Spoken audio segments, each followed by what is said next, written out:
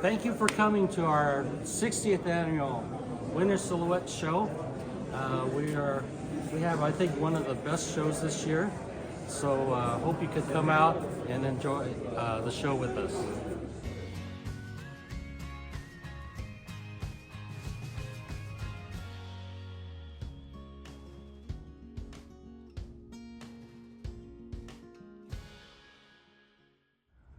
Good morning, everybody. Welcome to Ayres Hall here at the LA Arboretum. We are here doing the 60th show of Baikoen Bonsai, better known as Baikoen Bonsai Club here.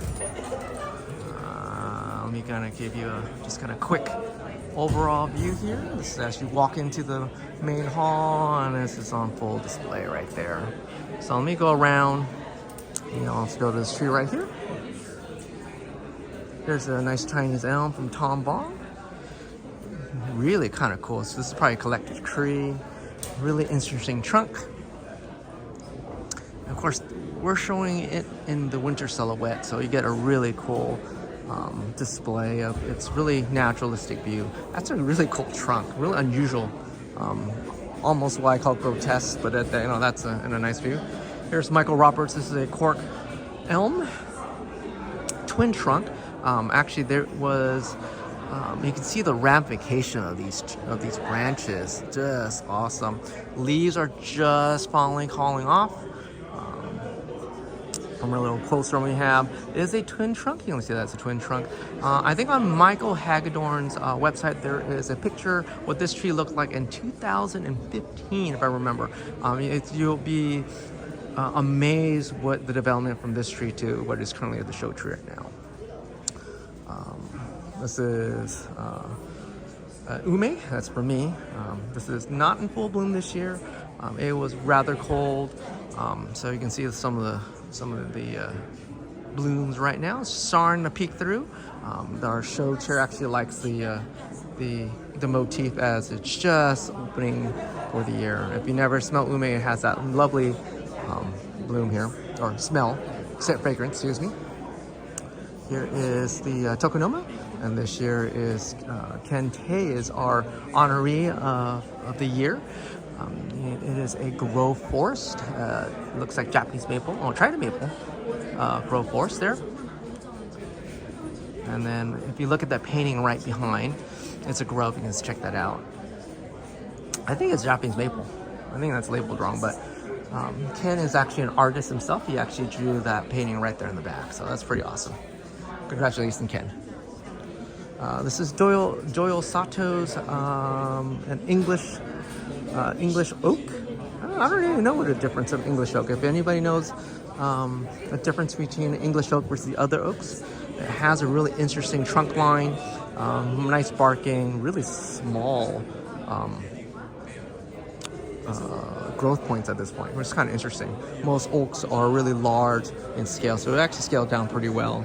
Here's Kathy Benson's Trident maple. We've seen this one before. This one actually flowers. Everything like last time we saw this one flower. Nice nice accent with the little grass, just depicting the season. Nice old trunk. You can see it's all fissured and barked up, and you can see there's really fine tip lines, so that's really nice. Here's Peter Max showing display. We'll come back to it. It's right side in front. We can invite him to talk about his piece here. This is Greg Koppel's ginkgo forest. Again, ginkgos are really hard to ramify and get some silhouettes going, but this is really that nice straightness that goes straight up and down, evoking a very like a large forest. And we just turn around this way and we go down the center here. Here's Takshimazu's bittersweets. Bittersweet is an ornamental plant. Has these really cool flower points with red berries that opens up, almost like a tomatillo. Let me back up, sorry. Almost like a tomatillo. So it's a really cool flowering, contrasting the orange with the bright red berries right in the center. And his accent, if you haven't seen him, is a Japanese beautyberry. Has these lovely pink berries that goes with it, and it actually grows these pretty nice shohin. Actually, mommy almost. If you go on, this is my Kiyohime. This is probably 2 years since we sent it last. I know. Sorry for the stand. It's a little short on the stand. Look like you're wearing tight pants, but I have not trimmed this just this season yet. You can see the ramification of the red tips, and you can, if I back up, you can see that red silhouette. So right next to me is Wally Himoto, which is this trident maple. Really nice, really nicely padded out. Old trunk, look at that Fisher trunk. And Nabari, really nice spreading roots there. Almost a chokan, straight upright formal. Really unusual tree to see is a Chinese quince. Chinese quinces, if you not notice, they are very slow growing. This is probably a really old trunk. Has a nice Fisher, like flaky bark. Grown as a multiple trunk. You can see the leaves are still on it. That's really typical. And they usually have this fruit, yellow fruit. And this is from John Nielsen. On the other side, we have Joe Galgul, President Joe here, and a Japanese hornbeam.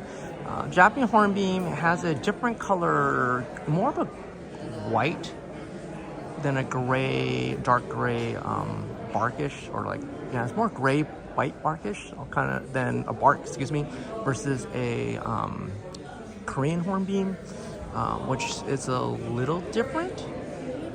Oh, I gotta go back.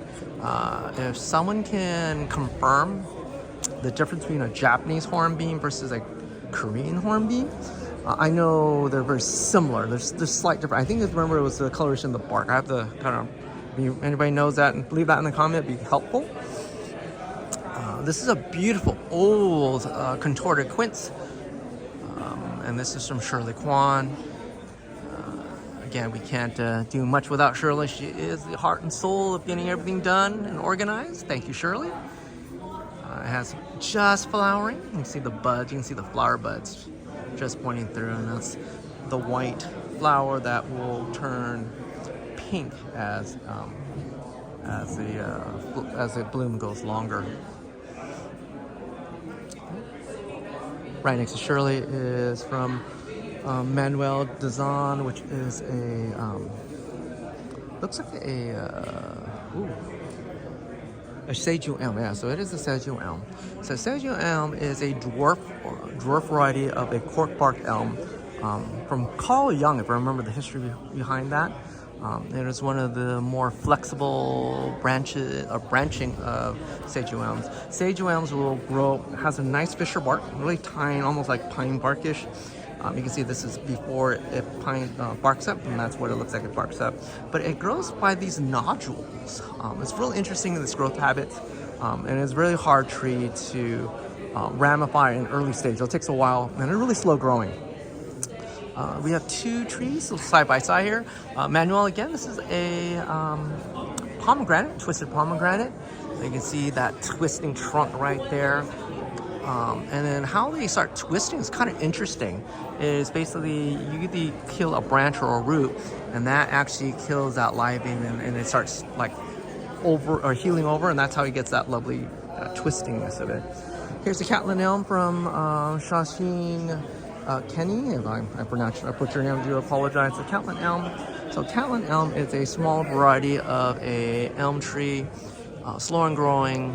It's from Pasadena, if I remember from the history. Mr. John Catlin, the person that was the species is named after. If you know any more information about Catlin elm, please leave that in a comment. Love to hear it. A Zokova from Mary Morrissey. Zokova is almost like an elm-like variety. Does not, like, the wounds don't heal over really well like an elm. Elm really heal over really nice. Really small twigging, almost like a hornbeam. I have one tree. The leaves are very similar to a hornbeam also. I do love the variety. I wish I'd seen more of it. I've seen one place with street trees of it, so that's kind of interesting. Next to them is it's Mike Kelly. This is the first time showing Mike Kelly here at the Winter Silhouette. It has a composition here of a Chinese elm, which is on the left-hand side right there. It's almost a semi-cascade to a full cascade. Let me zoom that in. Really awesome ramification of this one's beautiful. Look at that. Lovely pot. And of course he has a contorted quince. This like Shirley's, but much younger version. You can see the buds are about to burst, so probably within the next 2-3 weeks you'll see flower buds, that same white flower. Nice pot too, nice combination of the pot with that one. You know, on the other side here, oh beautiful, this is actually walk in, you see Ume by Shirley Kwan. Again, we've been comparing notes from the blue, lovely blue pot. Look at that. This lovely blue pot that goes with that. Nice contrasting red and blue. She's having this year too. I'm not sure you guys are having this issue, or I don't call it issue, but it's much colder this year, so it has not bloomed fully this year, unlike previous years. But she actually brought it into the house for the last 3 weeks to force it to bloom a little earlier for the show. That's really interesting concept, right? Just for the show. Next we have here is the flowering pear from Sharon Manning. If I remember, this was actually John Naka's tree that she is now the curator for, the tree for. Flowering pear is I think it's an invasive tree, but what's really cool is you can see for the tips, they're about to bloom or get ready to bloom, so that's really awesome to see. If I go down, let me go down this walkway really quick. I think that looks like it is a ball cypress from Jack Reynolds. It looks like a dead tree. You know, I've never seen a ball cypress all defoliated like that. It's kind of cool. It looks like something in the swamp you'll see. You know, if you can imagine that's a swamp line. I think that's kind of cool. That's evoking. I like that. I do like the lighter bark color. You don't really see that at all. We have a Trident maple from Ed Clark. This tree is magnificent. You can see that left branch with a nice curve to it. Very elegant. That's hard to really develop something that nice. Look at the Nabari. This is like full spread Nabari, and that probably goes under the pot itself. Lovely tree, I think. You know, it's Trident. I love Trident. You know, and what's interesting, it doesn't have that flaky bark. It's nice, smooth gray bark, which it might be a sub-variety of some sort.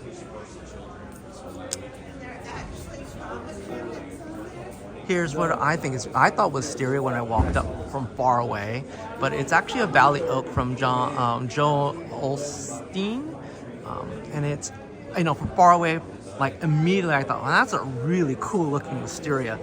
Yeah, especially with all these points, you know, it's simulating where the ramekins.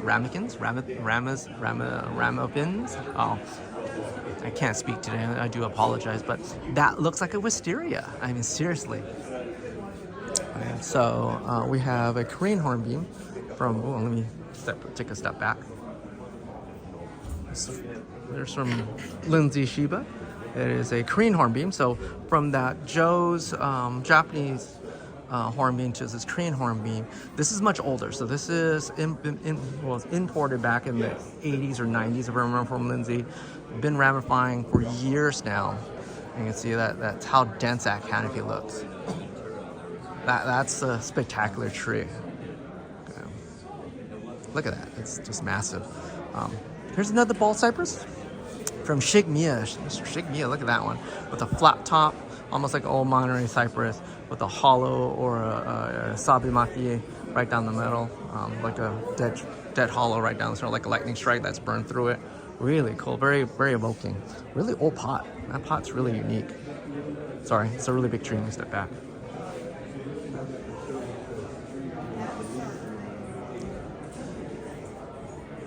Okay. Hi, Bill. How you doing? Hey, how's it going, Tom? Good. It's Bill's Ward twisted pomegranate. Again, just like the other pomegranates with that twist, you can have usually a dying vein that would cause that twisting to occur. He actually has a dead line right down the center, which is really cool. And then of course that canopy. That's actually really nice with that dead line right down the center. Really thought-provoking. Awesome tree. Thank you, Tom. Here's Garth. He's our photographer. He's running away. You know, usually people are behind the cameras, don't like to be in front of the camera, and he's ran away from me. Here's Robert King. It is again a ginkgo forest in a round pot. Again, that's pretty good ramification. This is years of ramification for a ginkgo. That's something with the sport of that tree. Here is a blood maple from Al Nelson. Let me pause really quick. All right, sorry for the interruption there. It's a blood maple from Al Nelson.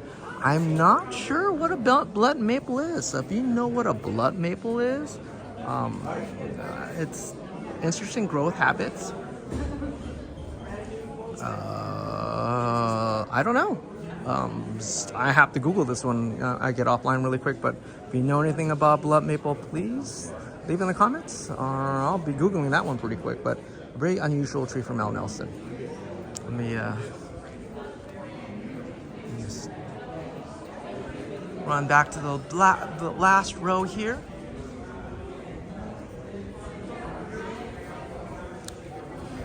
We have in memory of Marge Blassigan, bless her. I love her tree. This is a Chinese hackberry.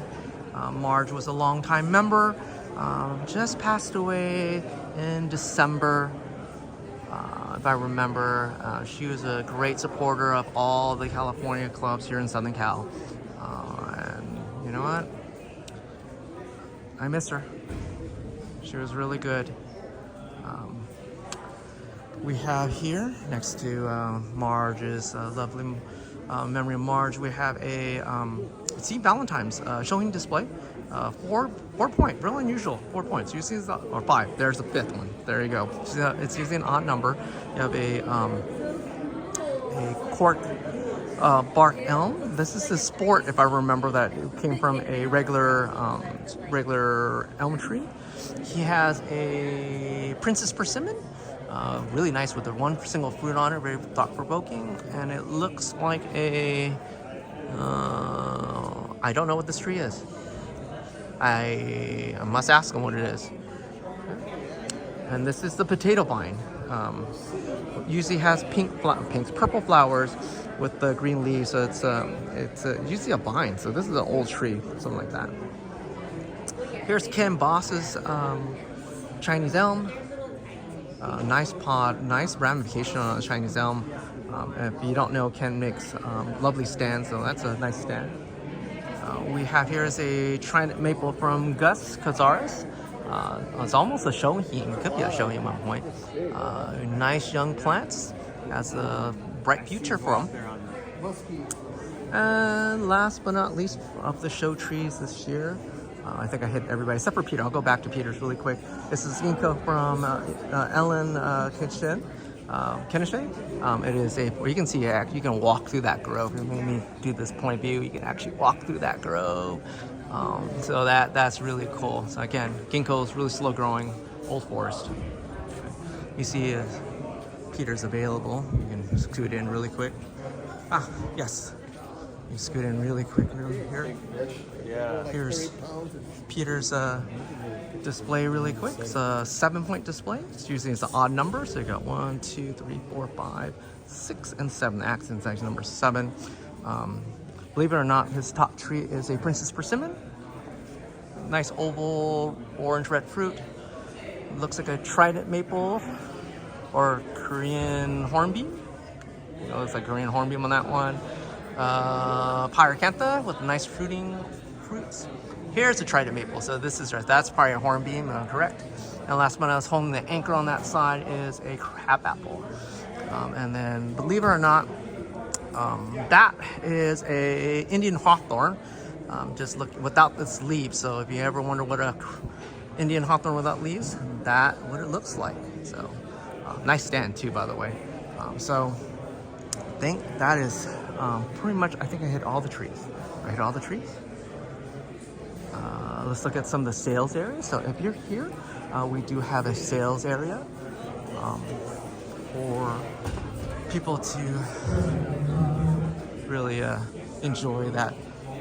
We have Shirley and Mary manning the sales area. I like her.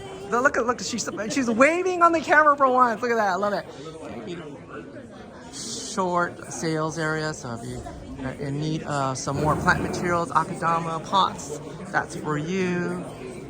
You know, you got other people selling, male is selling here too. If you're looking for a particular item, you might have it tonight, Saturday night that is. We are having a benefit dinner.